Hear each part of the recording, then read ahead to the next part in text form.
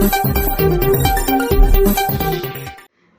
દર્શક મિત્રો, આપ જોઈ રહ્યા છો શિનોર સમાચાર ન્યૂઝ। પાનોલી પોલીસ સ્ટેશનના હદમાં આવેલ એક ગામની 11 મહિનાની બાળકી સાથે શારીરિક અડપલા કરી દુષ્કર્મનો પ્રયાસ કરનાર પાડોશીની પોલીસે ધરપકડ કરી આગળની કાર્યવાહી હાથ ધરી છે।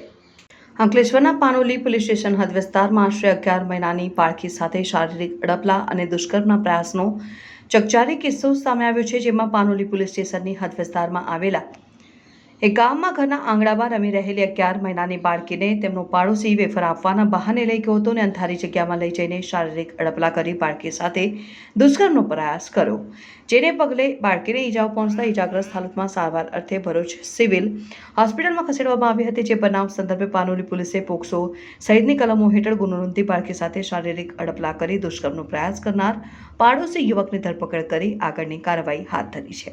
અત્રે ઉલ્લેખનીય છે કે માત્ર 11 મહિનાની બાળકી સાથે શારીરિક અડપલા અને દુષ્કર્મના પ્રયાસથી બનેલ ઘટનાને પગલે સમગ્ર પંથકમાં ચકચાર મચી જવા પામી છે। આ મામલે પાનોલી પોલીસે વધુ તપાસ હાથ ધરી છે। રિપોર્ટર મુકેશ વસાવા, શિનોર સમાચાર, અંકલેશ્વર। ગઈકાલ 22/9/2024ના રોજ પાનોલી પોલીસ સ્ટેશનને હોસ્પિટલ તરફથી વર્ધી આવતા ભરૂચ સિવિલમાંથી વર્ધી આવતા પોલીસને માહિતી મળેલ કે પાનોલી પોલીસ સ્ટેશનમાં ખરોડ ગામમાં રહેતા એક બાળકી પર એક દુષ્કર્મનો બનાવ બનેલ છે।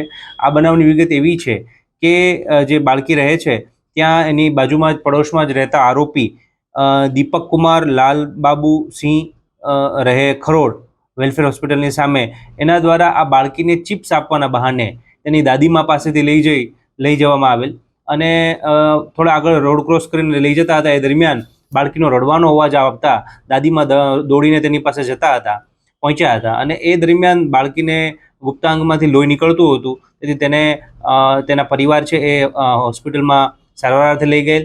આ દરમિયાન પોલીસે ને પણ ફરિયાદ મળતા પોલીસે પણ આ બાબતે તપાસ શરૂ કરેલ, જે અન્વયે આગળ જતા ગુનાની હકીકત બહાર આવતા BNS કલમ 65(2) તથા પોક્સોની કલમ 4-6-12 મુજબનો ગુનો દાખલ કરવામાં આવેલ છે।